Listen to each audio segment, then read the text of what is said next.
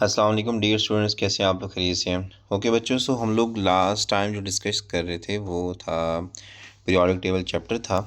और हम लोगों ने स्टडी करना था metallic character of elements. Even कि हम लोगों ने ये थोड़ी सी डिस्कशन की थी, तो बट मैंने कहा था इसको मैं एक्सप्लेन करूँगा नेक्स्ट क्लास के अंदर।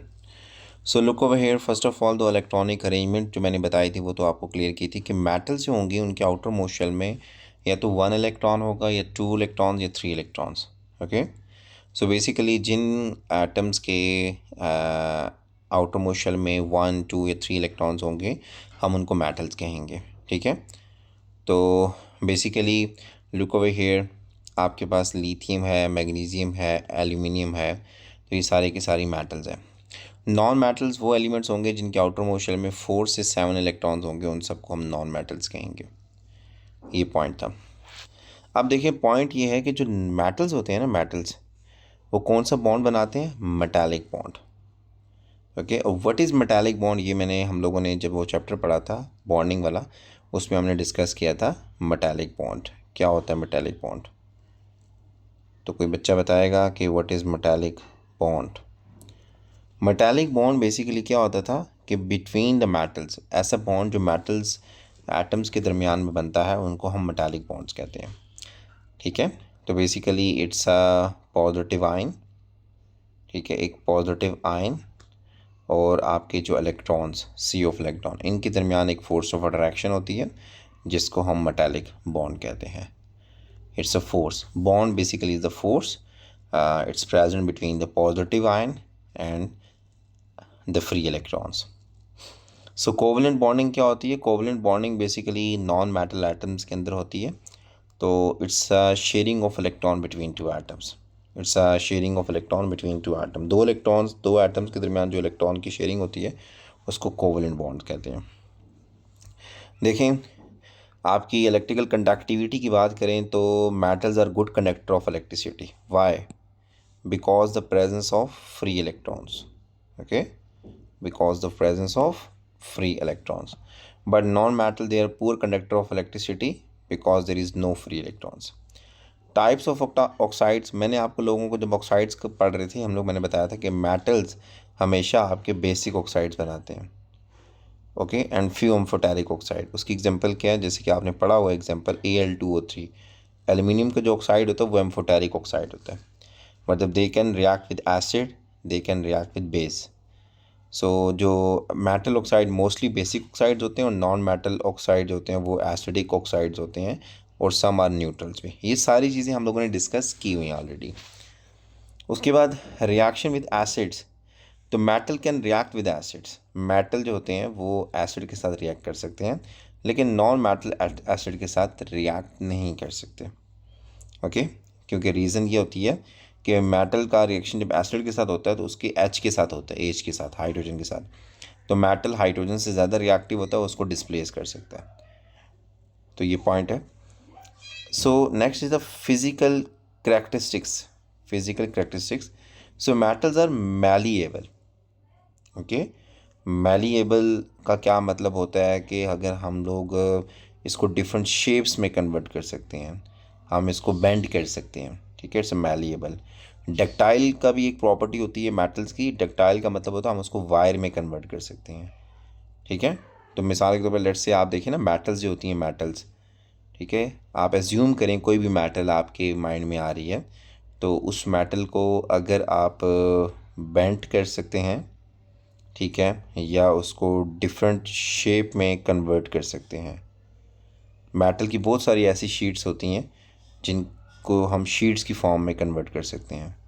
ठीक है, तो मेटल्स को डिफरेंट शेप्स में कन्वर्ट करना, उसको बेंड करना, इस प्रॉपर्टी को हम कहते हैं that is called malleable.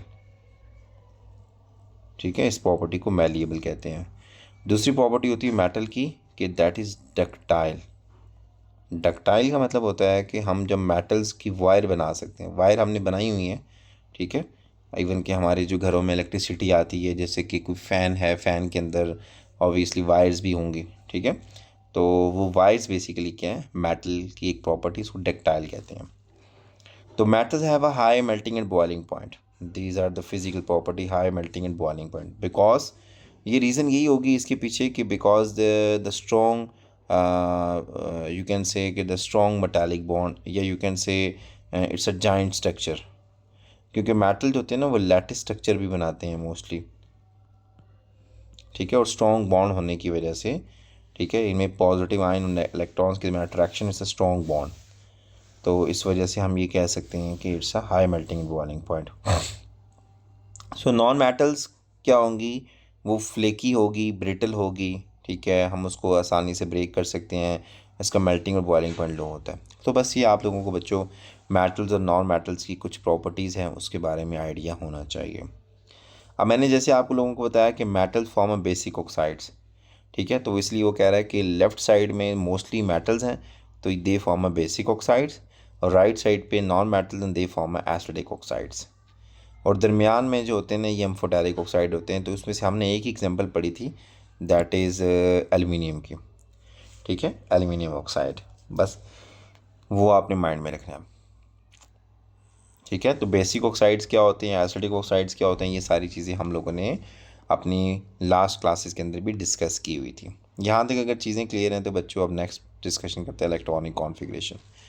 Electronic configuration भी इवन की हम लोगों ने स्टडी की हुई है, ओके, बट हम लोग इससे कुछ आइडिया लगाना चाहते हैं कि इलेक्ट्रॉनिक कॉन्फ़िगरेशन से हमें क्या समझ आती है। देखिए क्लोरीन है, क्लोरीन का एटॉमिक नंबर 17 है, क्लोरीन का एटॉमिक नंबर बच्चों 17 है, तो जिसकी इलेक्ट्रॉनिक अरेंजमेंट है कि फर्स्ट शेल में 2 इलेक्ट्रॉन, सेकंड शेल में 8 और थर्ड शेल में 7, तो टोटल हो गए ना 17, 2 8 10 और 7, 17 इलेक्ट्रॉन्स, ठीक है, 17 इलेक्ट्रॉन्स। अब देखें इसके आउटर जो मोस्ट शेल है, जैसे कि आपका द थर्ड शेल है, ओके, मैं इसको मेंशन कर लेता हूँ, this is the first shell, ये आपका सेकंड शेल है, और ये आपका थर्ड शेल है। तो बेसिकली थर्ड शेल के अंदर आपके आउटर मोस्ट शेल में 7 इलेक्ट्रॉन है। इस शेल को हम कहते हैं आउटर मोस्ट शेल। तो देखिए कोई भी एलिमेंट है ना, कोई भी एलिमेंट है उसकी जो केमिकल प्रॉपर्टी होगी वो इस शेल के ऊपर डिपेंड करेगी। केमिकल प्रॉपर्टी जो होगी वो इस शेल के ऊपर डिपेंड करेगी, केमिकल प्रॉपर्टी कि लाइक अगर इस एलिमेंट के आउटर मोस्ट शेल में 7 इलेक्ट्रॉन्स हैं तो ये बेसिकली जो इलेक्ट्रॉन्स होंगे ये डिसाइड कर रहे होंगे कि केमिकल प्रॉपर्टी इसकी कैसी होगी। आप देखें ना इसकी केमिकल प्रॉपर्टी कैसी होगी कि इसके आउटर मोस्ट शेल में 7 इलेक्ट्रॉन्स हैं, इसने अपना ऑक्टेट कंप्लीट करना है, तो इसका मतलब है ये एक इलेक्ट्रॉन गेन करेगा, ठीक है, ये अपना एक इलेक्ट्रॉन गेन करेगा, ठीक है, और इसके ऊपर Cl नेगेटिव आयन बनेगा क्योंकि एक इलेक्ट्रॉन गेन कर सकता है। और जो चीज़ें इलेक्ट्रॉन गेन कर सकती हैं वो मेटल्स होती हैं, नॉन मेटल्स वो नॉन मेटल्स होती हैं, ठीक है। तो देखें इससे कुछ केमिकल प्रॉपर्टी के बारे में। फिर नॉन मेटल्स जो होते हैं वो क्या होते हैं, वो अब वही वाले पॉइंट है, they are poor conductor of electricity, ये जो ऊपर जितनी प्रॉपर्टीज़ आई थी, ठीक है, poor conductor of electricity, they form acidic oxide, they do not react with acid, they are flaky, brittle, low melting and boiling point. तो देखें यहाँ से ये चीज़ें सारी यहाँ से नज़र आती हैं। तो मैंने एक बड़ा इंपॉर्टेंट पॉइंट यहाँ पे लिखा हुआ है, अगर आप लोगों को इसको नोटिस किया होगा आप लोगों ने, कि ग्रुप्स, जो एक ग्रुप के अंदर ना, जैसे कि फॉर एग्जांपल अगर मैं यहाँ पे एक बात करूँ कि आपके पास एक ग्रुप है fluorine, chlorine, bromine, iodine, astatine, ये जितने भी एलिमेंट्स हैं ये एक ही ग्रुप से बिलोंग करते हैं, इसको कहते हैं ग्रुप नंबर 7, ग्रुप 7। आपको पता है ये जो ग्रुप नंबर होता है दैट इज़ 7, सो बेसिकली इनके आउटर मोस्ट शेल में 7 इलेक्ट्रॉन्स हैं, मतलब फ्लोरीन के आउटर मोस्ट शेल में भी 7 इलेक्ट्रॉन्स होंगे, क्लोरीन के आउटर मोस्ट शेल में भी 7, ब्रोमीन के भी 7, आयोडीन के भी 7, एस्टाटीन के भी 7। तो इन सब के इन ग्रुप्स के अंदर जितने भी एलिमेंट्स होते हैं, ग्रुप्स के अंदर जितने भी एलिमेंट्स होते हैं, they have the same number of electron in their outermost shell, okay. So इससे क्या होगा, obviously when the same number of electron in their outermost shell, so it's a similar chemical property, okay. So इन element की similar chemical property,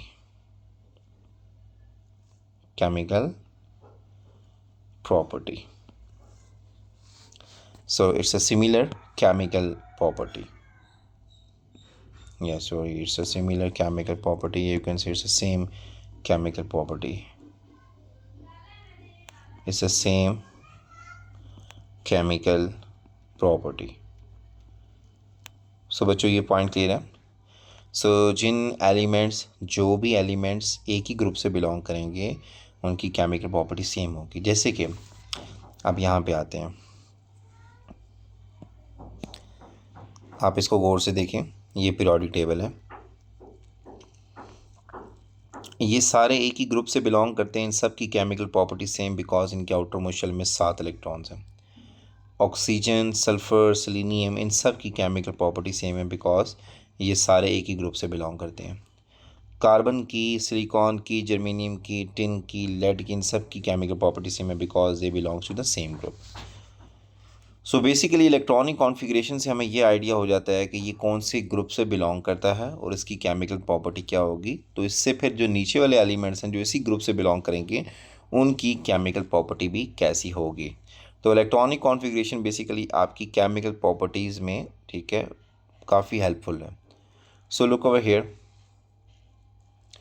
अगर हम इसको study करें कि because there are pattern in the way the elements are arrange in the periodic table, there are also pattern and trend in the chemical behavior of the element and their physical properties. These trends and properties occur down the group and across the period of the periodic table. देखिए वो ये कहना चाहता है कि down the group उनकी एक कुछ प्रॉपर्टीज़ होती हैं, अक्रॉस द पीरियड कुछ, क्योंकि एलिमेंट्स को अरेंज किया गया है along the periods, okay, and along the groups. तो ऑब्वियसली हमारे पास कुछ ट्रेंड्स होते हैं। ट्रेंड का मतलब होता है कि left to right in a period elements के बिहेवियर कैसे होते हैं और top to bottom in a group elements के बिहेवियर कैसे होते हैं। मीन उनकी फिजिकल या केमिकल प्रॉपर्टी की बात चल रही है। तो वह कहता है कि we can use the periodic table to predict the property such as, बहुत सारी प्रॉपर्टीज़ हैं जिसमें बॉइलिंग पॉइंट को डिस्कस करना है, मेल्टिंग को, डेंसिटी को, रिएक्टिविटी को। सो सम कॉमन ग्रुप्स हैं, ठीक है। Trend in the properties include, हम उन ग्रुप्स को स्टडी करेंगे जिनमें उनकी बॉइलिंग, मेल्टिंग, डेंसिटी, रिएक्टिविटी को स्टडी करेंगे। तो वो कौन कौन से ग्रुप हैं? ग्रुप 1 एलिमेंट्स हैं, नोबल गैसेस हैं, ट्रांजिशन एलिमेंट्स हैं, आपकी जो ग्रुप 7 के एलिमेंट्स हैं, ठीक है, इन सब को स्टडी करेंगे। मैंने कुछ हद तक मैंने आपको शायद शुरू में भी बता दिया था। तो look over here, group 1 elements जो होते हैं ना, वो ग्रुप 1 के जो एलिमेंट्स होते हैं वो किसके साथ रिएक्ट करते हैं? React very quickly with the water, okay. Like for example मैं यहाँ पे बना देता हूँ, आप लोगों को आइडिया हो। So basically lithium, sodium, potassium, rubidium, caesium और फ्रांशियम, ये ग्रुप 1 के एलिमेंट्स हैं। कौन से बच्चों एलिमेंट्स हैं? ये ग्रुप 1 के एलिमेंट्स हैं। अब वो कहता है कि ये एलिमेंट्स वाटर के साथ रिएक्ट करते हैं। इसका मतलब है ये सारे के सारे एलिमेंट्स, ओके, ये सारे के सारे एलिमेंट्स किसके साथ रिएक्ट कर सकते हैं? दे कैन रिएक्ट विद वाटर, ये वाटर के साथ रिएक्ट कर सकते हैं। तो इनका मतलब है ये इनकी केमिकल प्रॉपर्टी सेम हुई, क्योंकि सेम ग्रुप के एलिमेंट्स हैं तो इनकी केमिकल प्रॉपर्टी सेम हुई, बट रिएक्टिविटी थोड़ी सी डिफरेंट होगी। रिएक्टिविटी क्या? मैंने आपको बताया था कि ग्रुप 1 की जो रिएक्टिविटी है ना, वो बेसिकली क्या होती है कि कितना ये आसानी से इलेक्ट्रॉन लूज़ कर सकता है। तो हमारे पास ये जो top to bottom in group जाते हुए ना, नीचे आते हुए, ठीक है, रिएक्टिविटी एलिमेंट्स की इंक्रीज़ होती है। तो मैं यहाँ पे बनाने वाला हूँ रिएक्टिविटी इंक्रीजेस, ठीक है। जिस डायरेक्शन में मैंने हेड बनाया, reactivity increases mean francium is more reactive than lithium. Francium water के साथ बड़ा जल्दी रिएक्ट करेगा एज़ कम्पेयर टू लिथियम। ये नहीं है कि दोनों रिएक्ट कर रहे होंगे, लेकिन ज़्यादा रिएक्टिव कौन होगा? वो फ्रांशियम होगा। तो ग्रुप 1 की जो रिएक्टिविटी है वो top to bottom in a group increase होती है। ये पॉइंट माइंड में रखिएगा, ओके। रीजंस क्या होती हैं वो हम डिस्कस कर लेंगे, ठीक है। बट आपके लिए वैसे ज़रूरत नहीं है कि रीजंस इस लेवल पे कि क्या रीजंस हैं। तो बस पॉइंट यही है कि आप पहले माइंड में रखें कि रिएक्टिविटी जो ग्रुप 1 के एलिमेंट्स की जो रिएक्टिविटी होती है वो top to bottom in group increase करती है, ये माइंड में रखें। दूसरा, आपके पास नोबल गैसेस हैं। नोबल गैसेस कौन सी होती हैं? इसको माइंड में रखते हैं कि नोबल गैसेस कौन सी होती हैं।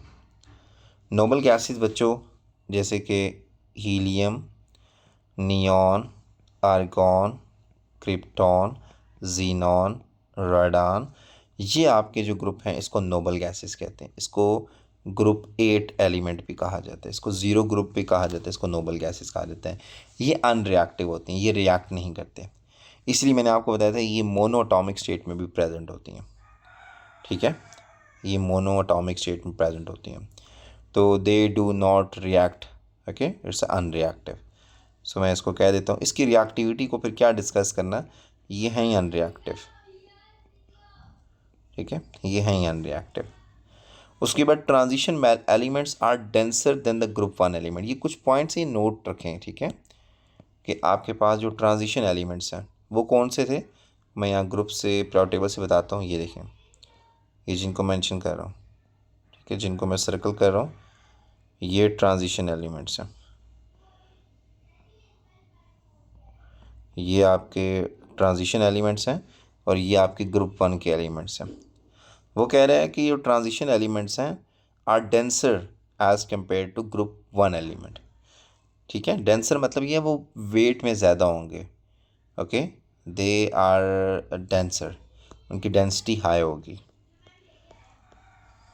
ओके, ये पॉइंट है, they are denser. So look our transition element are denser than group 1 element. Next point is group 7।